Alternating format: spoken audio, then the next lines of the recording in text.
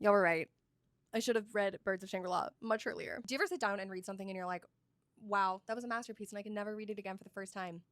A ton of people have told me how good this series is and how it's in their top 10. For some reason, I didn't want to believe that I would love it, and part of that is because the plot does revolve around a men's brothel, and it makes my mind immediately think this is going to be a very sex-focused story. And don't get me wrong, I love smut, but when a story becomes so wrapped up in sex as the plot, it's just usually not for me. Birds of Shangri-La is so much more than that. And to everyone that told me to read it, and I put it off because I didn't understand and I was ignorant, I apologize. I understand now. The story revolves around Fee and Apollo. Fee is one of the birds of Shangri-La. He's one of the sex workers. Apollo is brought in to be one of the men that services the birds before they get ready for their clients. Basically gets them ready. Since Apollo is brand new, he's assigned to Fee and is learning exclusively from Fee rather than servicing all the men. Now, Apollo is a straight man, so the situation is a little awkward for him. He's coming off a divorce with a partner with a wife that is quite messy, and I'll just say he needs the money, which is why he's there. What very slowly unfolds is a beautiful, intimate connection between Apollo and Fee. We have Fee on one hand, who feels abandoned and knows nothing of love and knows nothing of home except for Shangri-La. We have Apollo, who is a devoted monogamist, who realizes eventually he can't have anyone else but Fee.